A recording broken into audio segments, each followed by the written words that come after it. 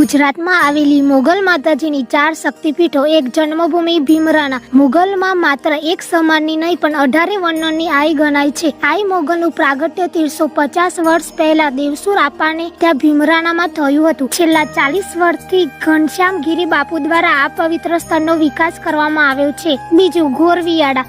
જૂનાગઢના ભેસાણ તાલુકામાં આવેલા આ ધામ માતાજીના સાસરી પક્ષનું સ્થળ છે. કહેવાય છે કે ગામના પાદરમાં એક નાની ભૂલના કારણે માતાજી અહીં ધરતી પર સમાઈ ગયા હતા. 3. ભગુડા ધામ. મહુવા તાલુકામાં આવેલું ભગુડા ગામ લાખો ભક્તોની શ્રદ્ધાનું કેન્દ્ર છે. માતાજી અહીં આહીરોના કાપડે પધારીને સ્થાપિત થયા હતા તેવી લોકવાયકા છે.